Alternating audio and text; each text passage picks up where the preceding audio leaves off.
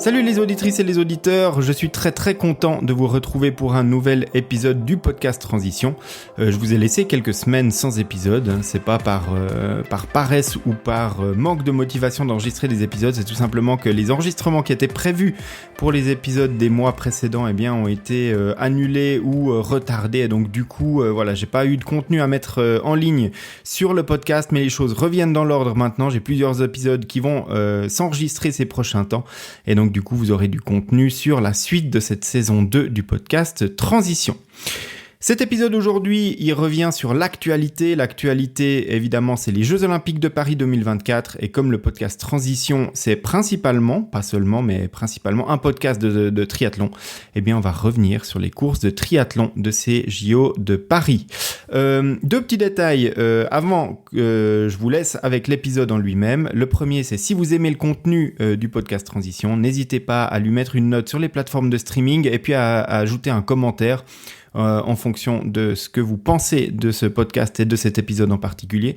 Et la deuxième note, c'est que je m'excuse, mais l'invité que j'ai sur cet épisode, qui était consultant pour la radio et télévision suisse sur les épreuves de triathlon, suite à quelques petits soucis techniques au moment d'enregistrer, on a enregistré cet appel par WhatsApp finalement, et la qualité audio n'est pas aussi bonne que d'habitude dans l'enregistrement à distance, tout simplement parce qu'on n'est pas passé par mes outils habituels pour enregistrer le podcast, mais vous verrez, ça s'écoute très bien, et je vais sans plus tarder vous laisser avec cet épisode dans lequel on débriefe des courses de triathlon des JO de Paris. Je vous retrouve dans cet épisode dans lequel on va donc parler des Jeux Olympiques. On va parler du triathlon des JO de Paris 2024 plus précisément. Et pour ça, j'ai un consultant de grande classe avec moi pour en parler. C'est Mike Aigreau. Mike, bienvenue dans le podcast. Salut Greg, salut à tout le monde. Donc Mike, pour les personnes qui ne te connaîtraient pas encore, parce que tu as déjà fait une apparition dans le podcast il y a quelques années, c'est le podcast de Nakan, tu es un ancien champion de triathlon et d'Ironman, tu as gagné des triathlons Ironman et des 70.3, tu as fini 6e à Hawaï, c'est ton meilleur résultat sur les championnats du monde à Hawaï. Depuis, tu t'es un peu reconverti au trail, tu es toujours actif dans le trail, tu fais toujours beaucoup de sport, et aussi du ski alpinisme, du parapente et plein d'autres activités sportives. En dehors de ça, tu as été directeur technique de parcours de Coupe du Monde ITU, notamment sur le parcours du triathlon de Lausanne. Et puis, en plus de ça, tu es consultant à la télévision pour la radio et télévision suisse pour les épreuves de triathlon. Et c'est toi qui étais à l'antenne pour les triathlons olympiques à Paris. Est-ce que le résumé est bon ? Ouais, il est pas mal, on est dans le juste. Ok. Et tout récemment, je crois que tu es devenu directeur de la promotion touristique. Ça, c'est pour faire la carte de visite complète pour la région Veuvez-les-Pacos dans le canton de Fribourg. Ouais, exactement. Comme on m'a toujours dit que j'étais un grand touriste, je me suis dit c'est le moment de faire ma reconversion post-sportive, post-événementielle, comme touriste dans le tourisme. Ouais, c'est très bien. J'espère que cette activité, elle te plaît et puis que tu arrives à y trouver ton compte. Ouais, c'est un nouvel environnement, c'est hyper stimulant d'apprendre chaque jour, et puis les challenges ici sont assez importants parce qu'évidemment qu'avec la transition, 4 saisons et un hiver de moins en moins puissant pendant la période de décembre, janvier, on a plein de belles choses à mettre en place, et puis je travaille avec une super équipe, donc c'est cool. Cool. Très bien. Donc après cette rapide présentation, si les gens veulent te connaître mieux, il y a un épisode que je mettrai en lien dans lequel on parle de ta carrière sportive et de ta reconversion. Mais là, on va directement aller au sujet du jour. C'est le triathlon des Jeux Olympiques de Paris. On enregistre le soir de l'épreuve du relais mixte, donc le lundi 5 août. Donc le relais mixte, c'est encore tout chaud. Et puis, les courses individuelles ont eu lieu mercredi la semaine passée. Peut-être avant de détailler les courses en elles-mêmes, on va peut-être revenir un petit peu sur le triathlon aux Jeux Olympiques et en particulier sur ces JO de Paris. La première chose dont j'ai envie de parler avec toi, c'est un petit peu cette natation. On en a parlé très longtemps avant les JO, on en a parlé pendant les JO. Tous les entraînements dans la Seine ont été annulés. On a parlé de la qualité de l'eau, et puis juste avant et pendant les courses, on a parlé, surtout toi, tu as parlé en tout cas de ce que j'ai entendu comme consultant à la télé, c'est aussi le débit de l'eau, et donc du coup les courants qu'il y avait, et tu as parlé de problèmes d'égalité des chances suivant où on se trouvait sur le ponton. Alors pour toi, en résumé, toutes ces polémiques par rapport à la Seine, finalement, le fin mot de l'histoire, c'est quoi ? Après, c'est toujours la même chose. Les médias se sont emparés de ce sujet et ça a fait un bon buzz. Alors, j'aurais préféré que ce soit un buzz plus positif au niveau du triathlon, vu qu'on en parle déjà pas beaucoup dans les grands médias. Mais là, c'est vrai que c'était pas une surprise pour les spécialistes que ça allait être le bordel en bon français. Et quand ils ont décidé, il y a, je pense, environ 6 ans de délivrer le triathlon dans la Seine, il y avait clairement cette problématique de la qualité de l'eau, qui est une problématique récurrente dans tous les triathlons urbains et qui est pas nouvelle, parce qu'à l'époque, j'ai nagé 3 fois dans le triathlon de pour le triathlon de Sartrouville dans la Seine, puis on était déjà confronté à ça. Mais moi, ce qui m'a vraiment surpris, on va dire, dans les jours avant la compétition, c'était ce manque de possibilités de s'entraîner, de prendre des points de repère, et puis clairement le courant, on est passé quand même à 2 doigts de la catastrophe, parce que à mon sens, alors ce sera jamais dit comme ça, mais l'annulation, le report de 24 heures des gars, c'est qu'il y avait simplement trop de courant, et je pense que le passage sous le pont où le canal se rétrécit, donc ça fait un peu cet effet Venturi, ça accélère. Je suis pas sûr que les nageurs les moins bons des Jeux Olympiques arrivent à remonter dans le courant. Donc pour moi, le débat de la qualité de l'eau, c'est un faux débat, parce que de toute façon, il n'y a pas eu de surprise, et puis il fallait pas rêver, on n'allait pas faire des miracles avec ça. Par contre, où il y a vraiment un débat, c'est plus par rapport à cette équité, qui est quand même, à mon avis, une des bases des courses olympiques, que tout le monde ait sa chance. Et là, on a avantagé, comme souvent dans la vie, les riches qui sont déjà meilleurs normalement, puis au plus ils ont pu avoir un positionnement sur le ponton qui était un réel avantage grâce au courant. Ouais, exactement. Et tout ça pour parler un petit peu des spécificités de la nage en rivière. C'est la première fois qu'un triathlon olympique se court dans une rivière. C'est pas quelque chose de courant non plus. On a entendu des athlètes qui ont été surpris par le courant, qui ont été déstabilisés par ça. On a entendu qu'il y a eu pas mal de choses qui se sont passées dans l'eau. Juste avant une épreuve comme celle-là, quand on sait qu'on va nager dans une rivière, ou très probablement nager dans une rivière, est-ce qu'on fait pas de l'entraînement un peu plus ciblé pour nager dans le courant ? Ouais, alors à ce niveau-là, il devrait pas y avoir d'improvisation, ça c'est sûr, mais pour avoir quand même encore quelques contacts dans l'environnement du triathlon, il y a peu ou pas d'athlètes à ma connaissance qui ont été s'entraîner en rivière. Après, il faut savoir que l'année passée, il y a eu un test event, le courant était 2 fois moins fort. Donc je pense qu'il y a quand même un peu une surprise en arrivant sur le site de voir autant de débit. Et puis si on regarde les courbes de débit qu'on a pu trouver sur certains sites, il y avait clairement une masse d'eau qui n'était pas maîtrisée. Et puis après, trouver ces conditions-là pour les reparamétrer à l'entraînement, c'est pas évident. Il faut savoir que les athlètes, cette saison, ils ont été en altitude pour se préparer. On sait que si on est en altitude, il y a peu de chances d'avoir un fleuve qui ressemble à la Seine. Et voilà, donc tout ça fait que je pense qu'il y a quand même une surprise aussi professionnelle que sont les structures d'entraînement quand ils sont arrivés sur site. Ouais, tout à fait. Donc du coup, voilà, pas mal de surprises pour la natation. C'est vrai que comme tu le dis, ça a doublement favorisé les bons nageurs et les bonnes nageuses. Et puis ensuite, moi, il y a une autre chose qui m'a frappé, mais ça, c'est pas nouveau dans le triathlon. C'est un petit peu cette place du cyclisme dans le triathlon olympique, où on le rappelle, les athlètes peuvent drafter, donc on peut rouler en peloton. Et de plus en plus, on a l'impression que la place des groupes à vélo, elle va se faire en natation. Les athlètes vont sortir par groupe. Ces groupes vont rester les mêmes à vélo. Il n'y a vraiment pas grand-chose qui va se passer sur le vélo. On reviendra peut-être en détail sur la course des femmes où il y avait le revêtement mouillé. Ça a eu quelques impacts, mais globalement, il n'y a pas d'attaque, il n'y a pas de changement de position. Et ensuite, le triathlon, les médailles, elles se distribuent à la course à pied. Aujourd'hui, est-ce qu'un triathlète, il a encore intérêt? Alors bon, on va relativiser. Ils ont roulé à, je crois, 45 de moyenne. Tout le monde ne peut pas forcément le faire. Mais j'ai l'impression qu'il ne se passe quand même pas grand-chose depuis la fin de la carrière de Nicolas Spirig sur ses parties vélo.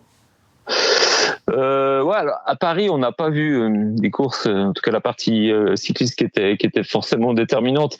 Après, oui, le triathlon, c'est 3 sports. Après, je reviens à nouveau, c'est un choix politique de mettre un triathlon au milieu de Paris. C'était une visibilité pour les politiciens de prouver que c'était réalisable, mais c'était un choix au détriment de la sportivité.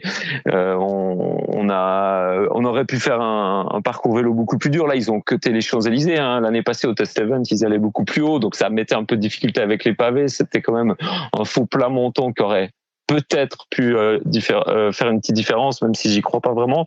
Mais voilà, après c'est le triathlon moderne. On a deux options. Soit on va dans les centres urbains où il y a les spectateurs qui sont présents, donc les sponsors, etc., ou bien soit on va chercher des vrais parcours avec de la difficulté, mais qui seront forcément un peu plus à l'extérieur des villes. Donc dans les deux cas, on a des avantages et des inconvénients. Maintenant, le vélo de Paris n'a pas été non plus décisif parce que les athlètes ont aussi fait le choix de pas faire des stratégies que sur le vélo. On a vu chez les gars quand même une volonté de faire en sorte que Eden Wild ne rentre pas, mais une fois qu'ils sont rentrés, ils se sont tous relevés. Donc il y a vraiment les circonstances de course qui ont aussi décidé de l'impact du vélo. Puis après, il faut quand même le dire aussi, c'est que c'est des athlètes qui sont très très forts dans les trois disciplines. Et puis aujourd'hui, pour faire mal à un coureur à pied comme Alexis sur le vélo, il faut s'y mettre peut-être plus que 2 ou 3 qui ont pris les initiatives. Et puis chaque relance, chaque pic de puissance, ça laisse quand même des séquelles pour la course. Puis on a vu que les chronos course à pied ont quand même pas été extraordinaires chez les gars, mais il y avait aussi la chaleur qui a dû influencer ça, quoi. Ouais, alors ça, je l'ai noté dans les points pour la discussion sur la course des hommes. On va parler de la course des femmes juste après. Tu nous dis ce que tu as pensé, toi, globalement du parcours, parce que hormis la scène qui a été, donc, du coup, un gros sujet de discussion, le parcours global dans Paris, c'était quand même un triathlon réussi au niveau de l'image médiatique. Est-ce que si on se met du côté des athlètes, est-ce que c'était un bon parcours de triathlon ? Alors ça, il faudrait demander aux athlètes. Moi, personnellement, dans l'ensemble, je trouve que c'était une magnifique vitrine pour le sport. Pour le triathlon, les meilleurs étaient quand même devant. Il y a eu quelques surprises, mais en règle générale, on a quand même retrouvé les meilleurs athlètes de la Coupe du Monde, de la World Series sur les premières places. Et puis après, on a eu pas de chance avec les filles qui ont dû partir sous la pluie, mais ce matin, les images étaient magnifiques au lever du jour. Et puis, ce qui était vraiment incroyable, et puis là, je pense que vraiment les athlètes ont dû vivre un truc de fou qui s'en rappelleront à vie, c'est le public. Il y avait un public mais massif, et ça reste quand même exceptionnel pour du triathlon. Donc moi, dans l'ensemble, j'ai envie de dire, à part le côté un peu sportivité de la natation, oui, c'était un triathlon magnifique, et ça a fait du bien de voir ça à la télé. Très bien, je te rejoins quand même sur une grande partie, en dehors de cette natation qui était peut-être un peu le point sombre. Effectivement, c'était des très très belles courses. On en arrive maintenant donc à la course des femmes. C'est le mercredi matin, 8h, tu l'as déjà dit, hein, il pleut, donc du coup la route pour le vélo est humide, c'est déjà une donnée importante pour la course. Au départ, on a 2 des 3 médaillées de Tokyo qui sont présentes, mais par contre, on s'attend quand même chez les femmes à ce qu'il y ait un changement de génération au niveau des vainqueurs. On imagine assez peu Flora Duffy qui revient de blessure être capable d'aller jouer la gagne. Et puis Taylor Brown, l'anglaise, qui a fini 2e à Tokyo. On la met pas non plus parmi les favorites sur le triathlon de Paris. Ouais, après, c'était quand même... Alors moi, j'avais un classement sur 3 étoiles. Elles avaient quand même des étoiles. C'est Flora Duffy, c'est une légende. C'est un palmarès incroyable. C'est de l'expérience. Puis on l'a vu pendant la course. Elle a quand même... elle a délivré un top 5. Et puis elle a quand même pris aussi cette responsabilité sur le début du parcours vélo. Donc, le changement de génération, oui, il y a eu. Mais il y avait quand même toujours cette ancienne génération. Je pense que les changements de génération, ils se font toujours après les Olympiades. Là, maintenant, on va avoir un changement dans les noms avec des jeunes qui vont arriver, mais on a toujours ce switch plutôt après les Jeux. Et c'est vrai que sur le papier, on avait quand même une équipe de France avec 3 athlètes qui avaient la capacité d'aller chercher le podium et la gagne. Donc, on avait un petit peu ce sentiment que c'était la grosse nation avec les 3 athlètes qui étaient en super forme, quoi. Ouais. Oui, alors oui, j'ai pas dit que Flora Duffy valait plus rien au départ, mais simplement, comme elle revenait de blessure et que ça avait été assez long, C'est vrai qu'elle n'avait pas forcément les faveurs des bookmakers pour aller faire une médaille, mais c'est vrai que la course qu'elle a délivrée était assez impressionnante. Surtout la partie natation, on a senti qu'elle avait toute l'expérience parce que c'est le deuxième point que j'ai noté sur cette course. Les filles ont un peu découvert ce que c'était de nager dans la Seine avec le courant sur le premier tour. Et on voit qu'il y a des trajectoires qui sont découvertes au fur et à mesure de là où il faut passer, là où il ne faut pas passer. On voit qu'au bouée où elles font le demi-tour, elles se font déporter de manière assez violente. Et on voit Flora Duffy qui va tout de suite chercher les couloirs où il y a moins de courant et puis elle nage très intelligemment. Ouais, alors la natation, les filles ont fait le stutz. Je pense que les gars et puis les coachs, ils étaient très attentifs pour voir où il y avait un peu plus de courant. Mais le jour avant la course, j'ai eu des échanges avec Julien Pousson, qui est le coach de Coninx, et vraiment, ils avaient vraiment peu d'informations, parce que même avec des balises de courant et tout ça, c'était compliqué parce que évidemment avec le débit, ça changeait un petit peu les endroits où il y avait du déport ou pas. Donc c'est sûr que les filles, ce qui était choquant, c'est la dérive à la première bouée, mais là je pense que tout le monde a été surpris, coach, athlète et puis spectateurs, vraiment elles ont pris pratiquement 25 mètres de dérive. Puis après il y avait cette tactique d'aller se coller contre les berges qui était apparemment assez juste, mais on a vu qu'au deuxième tour, Flora Duffy, elle s'est décalée de 2-3 mètres et elle faisait de la marche arrière, quoi. Donc c'était vraiment ça se jouait à quelques mètres près pour être au bon endroit. Puis après c'était un peu dommage quand même aussi pour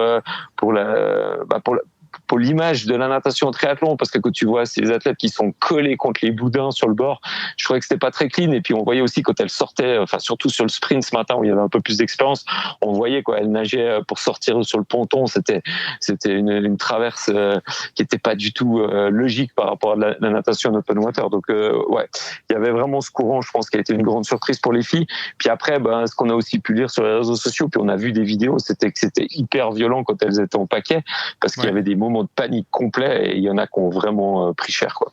Ouais, là, l'expérience a payé probablement parce que c'était des conditions de nage qui étaient vraiment terrifiantes. On l'a vu, donc 2 tours avec une sortie à l'australienne au milieu et puis déjà des gros écarts à la sortie de cette natation qui a été exigeante. Les meilleures nageuses qui ont été quand même bien privilégiées sur ce parcours. Et ensuite, un parcours vélo qui est sur du pavé et puis pour les filles qui est mouillé, quoi.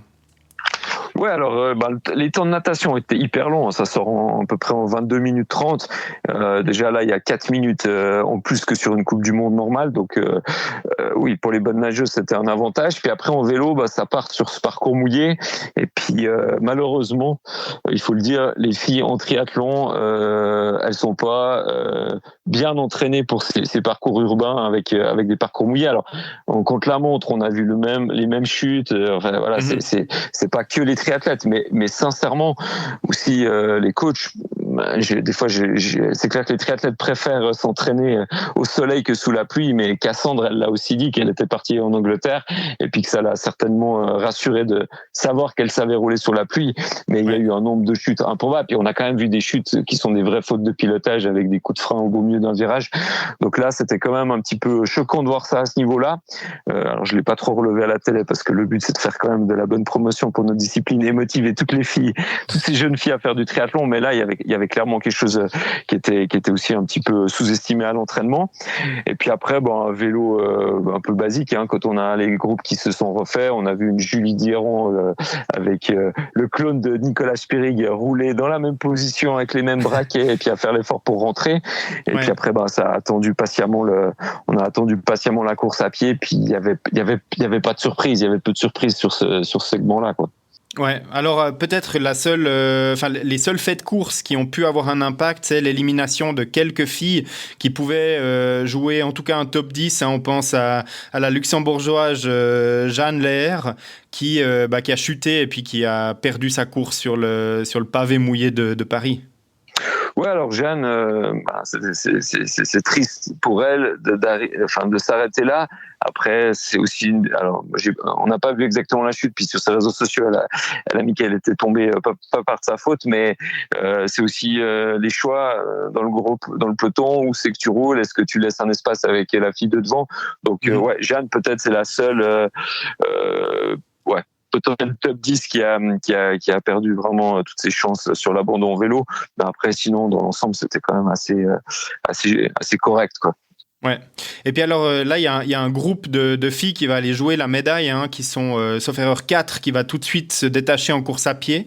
Et puis dedans, on a la Suissesse Julie Deron qui va terminer deuxième. Elle est vraiment formée à l'école Brett Sutton. Toi, tu l'as souligné plusieurs fois dans le live sur la RTS. Elle a un petit peu cette façon de rouler, tu l'as dit, de Nicolas Spirig. Et puis, on voit aussi un petit peu le même style en course à pied, quoi.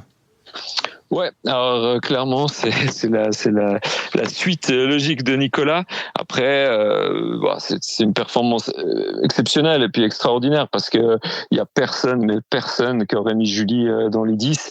Elle a fait des bonnes courses mais c'était jamais régulier. Après on sait aussi que le Brett c'est le gourou pour mettre les personnes le jour J dans les meilleures conditions possibles avec un mental prêt à toute épreuve. Donc non, c'est juste un immense respect. Voilà, c'est fantastique pour la Suisse de sortir cette médaille, sachant qu'au départ, on n'avait pas forcément des grandes chances de médaille. Donc non, là, c'est une réussite. Puis après, c'est 4 filles qui se sont assez rapidement détachées. C'était beau à voir. Alors Cassandre, elle avait, à mon sens, quand même pas mal de marge et elle était en contrôle. Je pense qu'il y avait un stress énorme, mais on a vu quand même qu'elle avait une petite marge par rapport aux autres. Et puis derrière, ça s'est joué vraiment à pas grand chose. Et puis voilà, il fallait une 4e. Et puis c'est Emma Lombardi qui fait 4, mais c'était la plus jeune aussi de ce peloton de 4. Donc on sait qu'elle sera encore là à Los Angeles puis qu'elle visera le titre à ce moment-là. Ouais, tout à fait. Cassandre Beaugrand, on l'a senti très crispée, très tendue pendant cette course à pied jusqu'à ce qu'elle se détache. On a vu quelques petits signes de tension. Et tu l'as dit, elle avait probablement énormément de pression de par le fait qu'elle était favorite. Puis en plus devant son public, tout ça peut. Elle l'a très bien géré sur cette course. Elle avait eu une toute autre finalité aux Jeux de Tokyo. C'est quelque chose qu'il faut quand même réussir à maîtriser, ça. Ouais, alors le parcours de Cassandre, il est exceptionnel avec le titre olympique maintenant, mais si on revient un petit peu en arrière, il y a eu quand même beaucoup de bugs dans sa carrière. Il y a eu quand même beaucoup de moments très difficiles. Puis elle le dit, j'invente rien, quoi. Elle le dit vraiment qu'elle a touché le fond à Tokyo. Ces athlètes plus jeunes, ils sont ultra exposés sur les réseaux sociaux, donc ultra exposés aux critiques. Et puis elle en a pris pour son grade. Et là, ses choix aussi de partir s'entraîner en Angleterre, c'est un choix difficile quand on sait le contexte social et tout ça. Après, on en a eu des discussions avec d'autres coachs il y a quelques temps en arrière. Et puis il faut aussi le dire un peu. C'est Cassandre, c'est un peu une victoire britannique parce qu'elle s'entraîne quand même avec l'équipe de Grande-Bretagne. Et ça, c'est fou pour une structure nationale d'accueillir une athlète qui potentiellement, et puis l'histoire a fait qu'elle va battre les Anglaises pour le titre olympique. Donc ça, c'est aussi quelque chose peut-être d'atypique au triathlon, mais c'est assez rare quand même d'avoir une équipe nationale qui ouvre ses portes à une étrangère qui peut aller chercher le titre. Donc tout s'est bien goupillé pour elle, mais on a lu quand même entre les lignes qu'elle avait un stress énorme. Je crois qu'elle a vomi avant le départ de stress et tout. Donc c'est délivré, mais c'était certainement un truc qui était de haute lutte pour elle, quoi. Ouais, je pense que mentalement c'était un gros fight. Pour conclure sur cette course des filles, toi, t'aurais misé sur ce podium ou pas du tout ? À part Julie, ouais, dans l'ensemble, moi j'avais mis 2 Français sur le podium, donc c'est Julie qui est un petit peu la surprise et puis qui avait un petit peu changé mon pronostic, mais non, le top 10 il est super beau parce qu'après on voit aussi les Allemandes et puis aujourd'hui on voit qu'elles vont chercher le titre olympique, donc non, c'est un super beau top 10, j'ai rien à redire. Bon, pour la Suisse, on peut être content, sachant que le triathlon est historiquement, depuis les JO de Sydney, une discipline qui ramène beaucoup de médailles. Je crois qu'il n'y a que à Pékin où la Suisse n'a ramené aucune médaille de triathlon des JO. Et donc, du coup, la tradition se perpétue. Ouais. exceptionnel, toujours cette faculté à sortir la course le jour J. Après, il faut vraiment aussi l'associer à Brett Sutton parce que c'est aussi comme j'ai dit avant un gourou pour arriver à faire ça. Mais et c'est génial. Et aujourd'hui, on est, je crois, encore deuxième nation sur le tableau des médailles en triathlon. Et pour un petit pays qui a pas forcément une philosophie ou une école de triathlon, on n'a pas des piscines accessibles facilement. On est bien éloigné de l'Australie au niveau des infrastructures, et puis arriver à faire ça, c'est génial.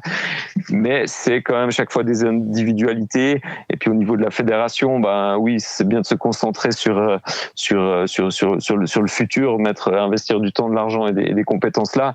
Mais il faut aussi qu'ils se rendent compte qu'ils sont chanceux d'avoir une athlète qui a été d'accord de partir s'entraîner en Chine avec l'équipe chinoise. Ouais, c'est ça, parce que Brett Sutton, pour la petite histoire, il a été engagé par l'équipe de Chine pour coacher les triathlètes chinoises. Julie Déron a voulu rester avec lui, et donc du coup, Sutton lui a dit, la condition, c'est que tu viennes t'entraîner en Chine, et puis elle est allée là-bas. Ouais, comme Max Tuller. Ouais, exactement. Donc voilà pour la course des femmes, magnifique course. Et puis ensuite, dans la même journée, à 10h45 dans la matinée, puisque le jour avant, il y a eu le report de la course des hommes qui devait normalement partir le mardi, on a les hommes qui s'élancent. Là, sur le plateau, on retrouve les 3 médaillés de Tokyo, Blumenfeld, Yi et puis Wild. Est-ce qu'on les classe directement dans les favoris ? À part Blumenfeld, oui, clairement, ils avaient les références pour aller chercher ce titre olympique. Après, Blumenfeld, on sait qu'il a fait un passage sur Ironman. On a quand même senti ces 2 dernières années qu'il y avait un peu moins de volonté d'être ultra performant sur du court distance. Après, c'est Blumenfeld, il pouvait nous sortir une course de fou. Mais sur ce parcours vélo, moi, j'attendais quand même que Blumenfeld il essaye un petit peu plus. Et puis, je pense que ça l'a quand même déjà bien fatigué de faire l'effort pour rentrer parce qu'il était dans le 2e peloton, et puis il s'est contenté d'attendre la course à pied. Après, il l'a dit qu'il était un petit peu déçu, mais mine de rien, il fait 12e, et puis côté champion du monde Ironman, champion olympique, multiple vainqueur de toutes les plus grosses courses de la planète, je crois qu'il peut être content de sa période triathlon, parce qu'apparemment il va aller faire du vélo. Ouais, on a entendu ça, qu'il voulait s'aligner dans une équipe pour participer à des grands tours cyclistes l'année prochaine. On verra ce que ça va donner. En tout cas, moi, je l'ai vu courir. Il a toujours un format assez imposant. Je pense qu'il veut passer d'école. Il va devoir travailler un petit peu son shape. Mais s'il arrête de nager, probablement que déjà, ça va changer un petit peu. La course, elle part à 10h45, alors que les hommes se préparent depuis probablement 3 ans à partir le matin à 8h. C'est le lendemain de la journée prévue, donc il va faire plus chaud, et puis l'horaire n'est pas le même, la routine du matin n'est pas le même. Il y a eu le stress le jour avant de savoir est-ce qu'on part pas. Tout ça, ça change un petit peu les conditions mentales pour ces athlètes, ou bien ces athlètes pros sont vraiment conditionnés à faire la course au moment où elle a lieu? Alors, je pense qu'il faut pas faire une généralité. Chacun réagit un peu différemment, mais il faut juste remettre le contexte, parce que le contexte, c'est pas juste que c'est décalé, c'est qu'ils apprennent à 3h30 du mat qu'il n'y a pas de départ. Donc, il faut quand même savoir, comme tu l'as dit, il y a toute cette routine. Tu te lèves le matin pour déjeuner et t'apprends, il n'y a pas de course aujourd'hui.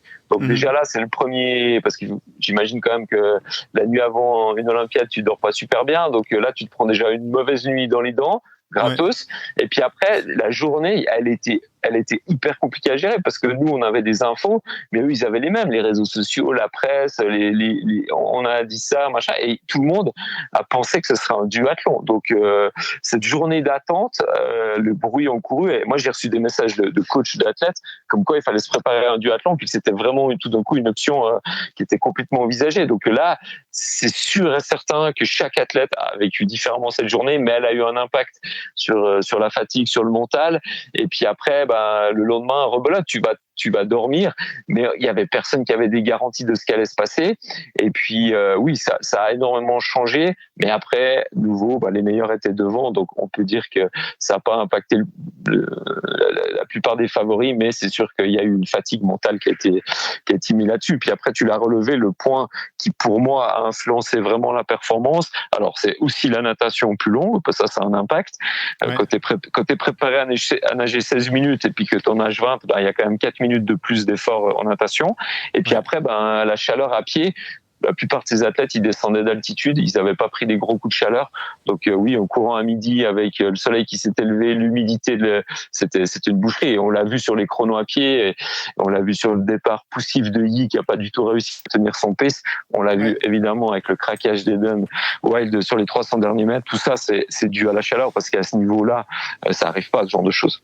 Ouais. Alors ça, effectivement, je les ai notés pour un petit peu plus tard dans la course.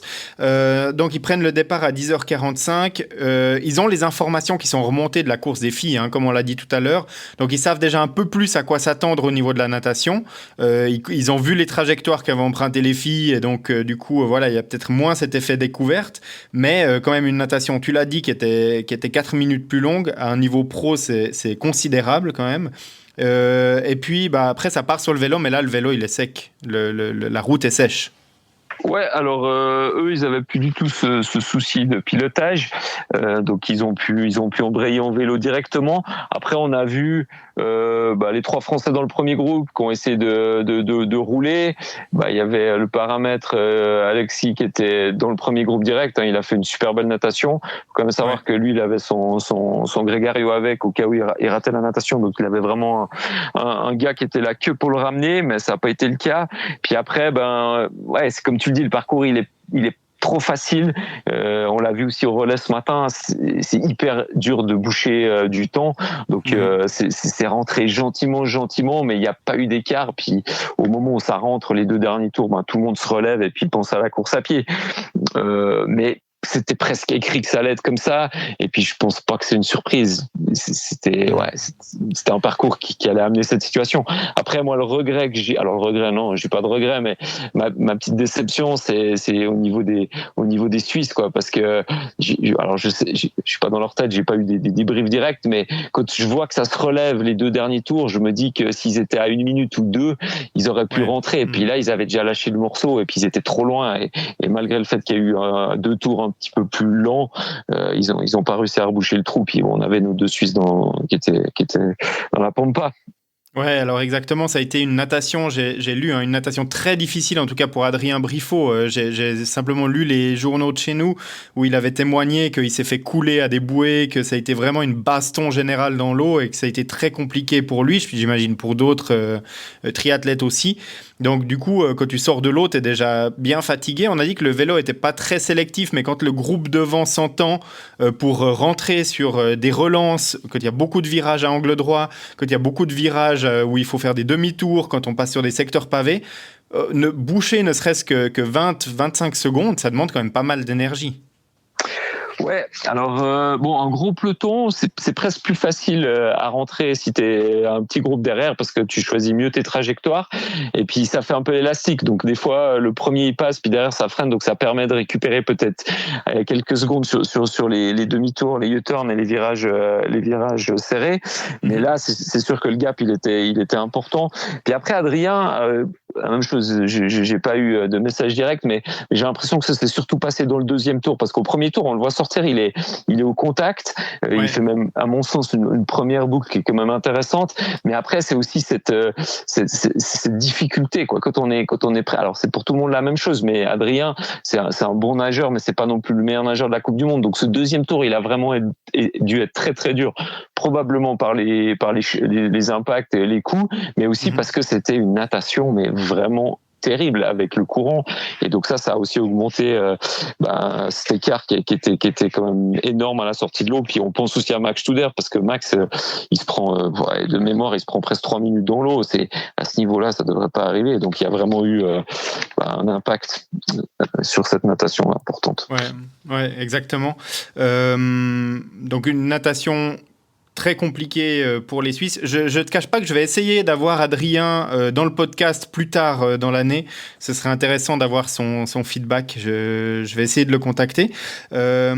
Et voilà, après, sa course, comme tu le dis, ils n'arrivent pas à rentrer à vélo. Peut-être qu'ils ont un petit peu lâché l'affaire quand ils ont vu que les groupes ne rentraient pas sur le vélo. En tout cas, on arrive, on pose les vélos, et là, de nouveau, le premier groupe va se disputer les médailles. Mais là, il y a peut-être moins... On se regarde peut-être un petit peu moins que chez les filles, avec un Hayden Wild qui part très très très fort devant, et puis un Alex E qui essaye de suivre, mais qui plafonne un petit peu au tout début.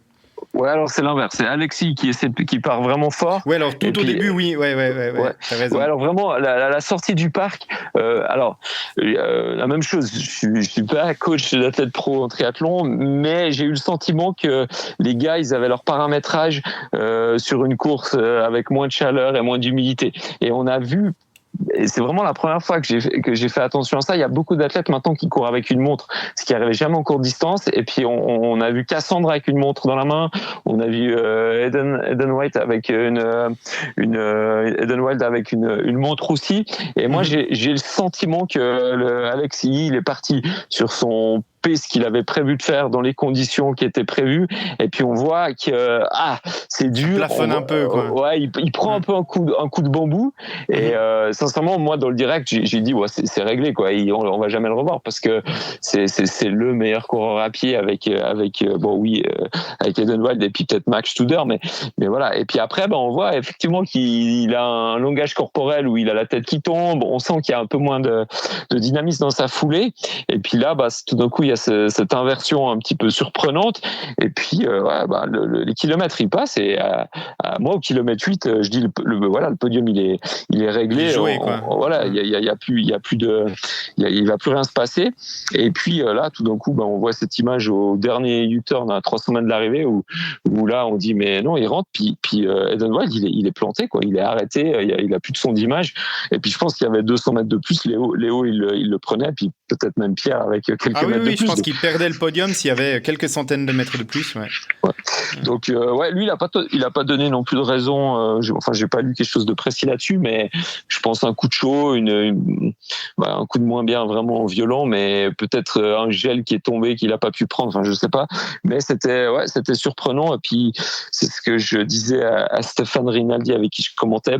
C'est vrai qu'on a souvent tendance au kilomètre à kilomètre de l'arrivée d'attribuer déjà les places sur le podium, puis même avec toute l'expérience qu'on a en triathlon, tant que t'as pas passé la ligne d'arrivée, il y a rien qui est fait, quoi. Ouais, exactement. Et donc du coup explosion de Eden Wild, on le voit vraiment visuellement ralentir, c'est vraiment impressionnant. Alexis qui en demandait pas tant pour aller chercher la victoire olympique, on retrouve quand même sur le podium de ces JO de Paris 2 des médaillés de Tokyo. Donc chez les hommes, c'est quand même resté. Je parlais de changement de génération chez les filles, on a quand même 3 nouvelles vainqueurs de médailles chez les filles. Chez les mecs, il y a quand même deux gars qui récupèrent des médailles après les avoir gagnées à Tokyo. Blumenfeld, on l'a dit, il était déjà un peu sur la pente descendante. Enfin, il était déjà en train de sortir un peu du triathlon courte distance. Donc du coup, est-ce que toi, tu aurais misé sur ce podium-là chez les gars ? Ouais, un peu la même théorie que chez les filles. Moi, je pense qu'on pouvait autant avoir un triplé français qu'avoir ce podium. Et là vraiment on a ce qui se fait de mieux au triathlon actuellement. Donc même si tu lis un peu le top 10, il y a pas vraiment à part peut-être le Canadien qui a une petite surprise. On est quand même sur les gars qui délivrent en Coupe du Monde régulièrement. Puis après aussi sur cet enchaînement d'Olympiades, il y a eu que 3 ans avec le décalage dû au Covid. Donc non, moi ça me semble vraiment bien. Alors, par amitié, hormis les Suisses qui ont raté leur course, c'est vrai que j'étais un peu aussi déçu pour Dorian Coninx parce qu'il est entraîné par un de mes bons potes, et puis je pense qu'il avait entre les jambes de quoi faire mieux. Mais ouais, c'est la course d'un jour, et puis ça n'a pas passé pour lui. Ça passera sur la fin de saison. Ouais, bon, la France qui, devant son public, la France récupère une médaille d'or en individuel féminine, une médaille de bronze en individuel masculine. Il faut rappeler que pour la France, c'est les premières médailles sur les épreuves individuelles de triathlon aux Jeux Olympiques. C'était un peu une anormalité par rapport à leur niveau sur les circuits de Coupe du Monde et de la WTS. La réalité, enfin la logique est rétablie. Ouais, ils ont su profiter d'avoir une course à la maison. Mais après, ça a aussi changé en termes de politique d'entraînement. On voit qu'à l'époque, tous les athlètes français s'entraînaient dans les Krebs. Alors il y avait Vincent Louis qui avait sa propre structure, mais là on a des groupes d'entraînement privés. On voit aussi que la fédération a un petit peu changé de mentalité, et puis c'est très bien, et ça permet de pousser les athlètes vers le haut. Et non, c'est complètement juste. Puis on a aussi 2 athlètes 4e quand même. Donc là, ce matin, quand on faisait les points je me suis amusé à faire les points au niveau des places individuelles pour le team relais. Puis les Français, ils étaient à 11 points. Donc c'est 2 4e, 2 et 1. C'est incroyable sur les 4 meilleurs athlètes, quoi. Ouais. Bon, ils ont réussi quand même leur triathlon chez eux, même si évidemment, je pense que le public français attendait aussi de truster les premières places sur le triathlon homme. Je pense que au départ de la course à pied de Yi et puis de Wild, on a assez vite compris que ce serait compliqué. Et puis tu parles du team relay, c'est la suite logique de notre discussion. Donc team relay ce matin, la France parmi les favoris. Et puis alors commençons par le début pour le team relay. Tu m'envoies hier, quand on parle du podcast, le débit de la scène qui est encore plus fort que pour les individuels. Ouais, 2 fois plus fort. Donc aujourd'hui, si la natation passait sous le pont, où là il y a ce rétrécissement, donc accélération du courant, je pense que les nageurs y rentraient pas. Donc à mon sens, ils ont pu envoyer cette course uniquement sur le fait que c'était une boucle beaucoup plus petite en natation avec les 300 mètres et que ça permettait d'être dans la partie la plus large du fleuve. Mais la même chose, qu'on a vu, c'était impressionnant. Le demi-tour, il nageait carrément dans la direction pour remonter du ponton avec un léger angle, et puis ils arrivaient à peine à remonter, quoi. Donc c'était vraiment super fort. Et puis là, je me permets quand même de me réjouir de savoir ce qu'ils vont faire avec le marathon, donc en longue distance en natation, parce que pour le moment, c'est le même plan d'eau, mais eux, ils nagent 10 km. Donc 10 km là-dedans, si ça reste comme ça, bonne chance à eux, quoi. Ouais, ça va être du spectacle. C'est pas forcément positif pour les athlètes, malheureusement, parce que remonter le courant comme ça sur une course de 300 mètres comme ce matin, c'est jouable. Sur 10 km, c'est compliqué. Donc ouais, après ce relais était sur le papier hyper alléchant, parce qu'il y avait je pense 4-5 nations qui pouvaient jouer vraiment les médailles, avec évidemment les Français comme super favoris. Puis après l'histoire a fait que c'était une course qui était ouverte, qui s'est fermée pour les Français super rapidement avec la chute de Pierre. Mais alors qui est pas du tout de sa responsabilité, hein. Vraiment il est au mauvais endroit au mauvais moment. C'est Dan White qui tombe devant lui. Donc les Français hors course rapidement. Après on a eu aussi l'épisode des Belges qui n'ont pas pu prendre le départ parce que Claire Michel était malade et ils n'ont pas réussi à trouver une remplaçante. Puis après pour arriver chez nos Suisses, parce que j'imagine que ça fait partie de la discussion, avec cette mini polémique du remplaçant qui a pris le train hier pour monter courir. Alors pour les auditeurs qui n'ont pas suivi la saga de l'équipe de Suisse, je la fais très courte. Donc Adrien Briffaut a fait le triathlon en individuel. Ensuite, il est tombé malade. On ne sait pas exactement dans quelle mesure, parce qu'un médecin a dit oui, il est malade. Ils ont suspecté que c'était l'eau de la Seine, mais comme c'était un des seuls athlètes du paquet, c'est clairement pas établi. Et puis ensuite, on cherche un remplaçant. Le remplaçant est trouvé, mais malheureusement, le remplaçant, 2 jours avant la course, il est malade aussi. Et donc du coup, on cherche un remplaçant du remplaçant, mais pendant ce temps, Adrien Briffaut dit « Mais maintenant, moi, je suis à Paris et je suis de nouveau en forme. » Mais la délégation de Suisse Triathlon sélectionne quand même le remplaçant du remplaçant, qui est un Vaudois, Friedlands, qui vient donc du coup faire cette course avec un maillot tout noir. J'ai vu ça ce matin, parce qu'il n'avait pas la tenue officielle de Suisse olympique pour ces Jeux. Et donc du coup, voilà la petite saga dans l'équipe de Suisse. Ouais, c'est un sketch, quoi. Je suis un peu désolé de le dire comme ça, mais j'ai envie de dire honte à la fédération, en tout cas pour leur communication. Après, les choix qu'ils ont fait sur le remplaçant, ça me concerne pas vraiment, mais je me mets à la place des athlètes, et puis tout ce bordel, c'est pas agréable. Après, Sylvain, il avait bien raison de prendre le train et puis de venir vivre ça à fond. Et puis pour Adrien, c'est un peu dommage si ça s'est vraiment passé comme ça. Après, on connaît pas l'état de santé d'Adrien, et il a posté ça sur les réseaux sociaux, je pense un petit peu avec le côté aigri de la situation, mais voilà, quoi qu'il arrive, la communication a été hyper mal gérée, ce qui m'étonne qu'à moitié dans une fédération, mais en tout cas là, on pouvait pas faire mieux pour créer une nouvelle polémique. Et puis on sait que les médias sont friands de ce genre de choses, donc ça a fait un peu de la contre-publicité pour le triathlon aujourd'hui, mais ça restera quelque chose anecdotique dans le futur. Bon, ça c'est dommage pour le triathlon suisse parce qu'on aime mieux avoir des polémiques sur le nombre de médailles plutôt que sur les remplaçants du remplaçant. Mais si on revient au team relay, donc tu l'as dit, Pierre Lecor qui chute à cause de Hayden Wild. Et puis au début dans le commentaire, tu dis c'est bon, panique pas Pierre, remets ta chaîne, tu vas revenir. Finalement, les Français sont pas si loin de revenir. Cassandre Beaugrand, elle fait le retour incroyable sur son dernier relais. Il manque quand même un petit peu, mais finalement, il manque beaucoup moins que ce que Pierre a perdu dans sa chute. Ouais, alors en fait, Pierre, ce qu'on n'a pas vu à la télé, c'est parce que quand il remonte sur son vélo, il est devant Hayden Wild. Et je pense qu'il y a quelque chose qui s'est passé entre le moment où on voit plus les images et au moment où il switch sur la transition, parce que les premiers y arrivent, parce que Hayden Wild, on voit, il est à 25 secondes et Pierre, il prend 45 secondes. Et puis on l'a vu arriver avec sa chaussure à la main. Donc je pense qu'il y a encore eu un petit bug sur ces 200-300 derniers mètres de vélo. Mm-hmm. Mais ouais, ça le met à 1 minute. Et puis boucher 1 minute, s'il n'y a pas une circonstance de course incroyable où tout le peloton se relève, ben c'est imbouchable. Donc ouais, les Français ils ont vraiment ils ont été hors jeu là. Après oui, elle fait 4e Cassandre, mais elle fait 4e à la minute. Donc en fait ouais, c'est juste les autres nations qui ont reculé. Et puis quand t'as Léo Berger, vice-champion olympique, et champion olympique Cassandre qui font les 2 derniers relais, c'est normal qu'ils remontent tout le monde.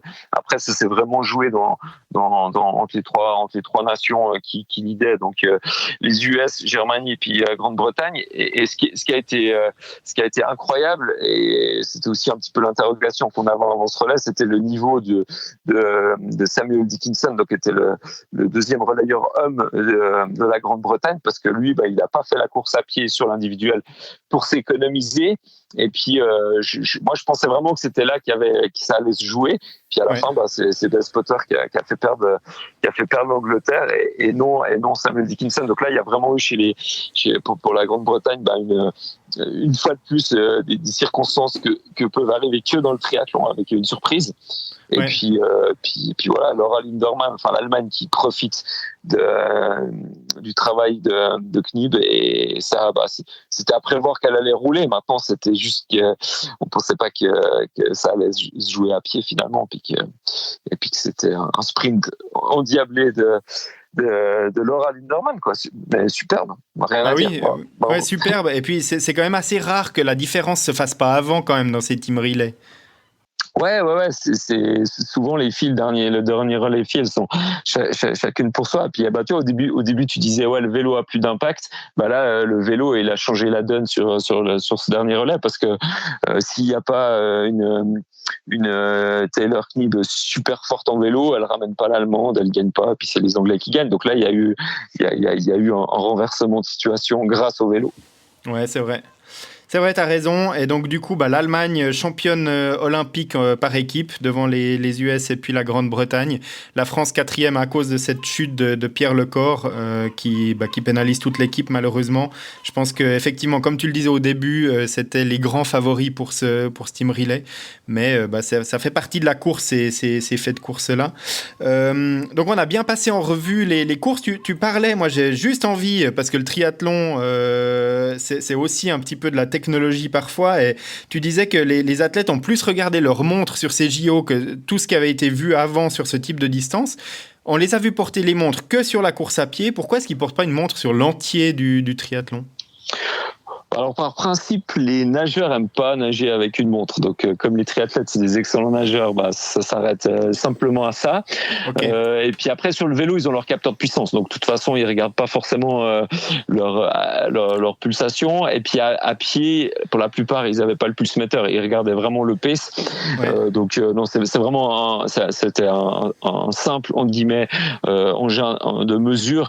Et puis après, c'est sûr que sur une course comme Paris, ils n'arrivent pas à entendre les informations des coachs, il y a trop de monde, donc je pense que l'instrument de la montre il était nécessaire pour certains, donc c'est un petit peu ça mon point de vue là-dessus. Mais ok, donc juste pour gérer le PS avec le GPS de la montre tout simplement. Ouais. Alors après, peut-être qu'ils avaient même pas ils avaient même pas un GPS, ils avaient juste un chrono. Juste le chrono, en fait. Voilà, puis ils avaient les lignes sur la route où ils savaient où c'était le kilomètre. De toute façon, c'était 2500 mètres la boucle, donc c'est pas compliqué à sortir les pacings, quoi. Effectivement, ouais. Écoute, merci beaucoup, Mike, pour ce débriefing du triathlon des JO de Paris. Est-ce que toi, tu as quelque chose à rajouter là-dessus ou plus généralement sur ces JO ? Ben moi j'ai envie qu'à Los Angeles ce soit une belle course, un peu plus calé que là. Et puis après c'est toujours un petit peu le même message aux instances politiques, mais qui est vain parce que évidemment qu'ils écoutent pas. Mais c'est de penser à mon sens en priorité à la sécurité des athlètes, à la santé des athlètes avant de vouloir faire que du spectacle. Et puis pour avoir vécu le cahier des charges politiques du triathlon de Lausanne, alors on était dans des délires bien moins grands, mais il y avait aussi des problématiques qui étaient difficiles à gérer. Donc, les gens qui ont délivré, ça fait une année qu'ils travaillent comme des fous. J'ai une petite pensée pour mon ami Stéphane Maurice qui est là-bas. Et vraiment, je pense que c'était un casse-tête pour les gars de l'opérationnel. Et puis, ils ont vraiment délivré une belle course. Mais après, voilà, avant de faire des choix politiques, il faut quand même prendre la température des gens qui doivent travailler pour délivrer les événements. Et puis ça, c'est à mon sens hyper important pour le futur du triathlon. Puis après, rien n'empêche de faire des courses spectacles sur d'autres circuits, mais les Jeux Olympiques, ça doit rester critère d'égalité et puis de performance. Très bien, ton message, j'espère qu'il a été entendu et puis qu'on aura de beaux triathlons pour les Jeux de Los Angeles. Je te remercie beaucoup, Mike, d'avoir participé à ce podcast pour ce débrief. C'était super intéressant, tout comme t'écouter sur les commentaires de ces triathlons sur la télévision suisse. Et puis, probablement qu'on se retrouve prochainement dans un autre épisode pour parler encore d'autres sujets du triathlon.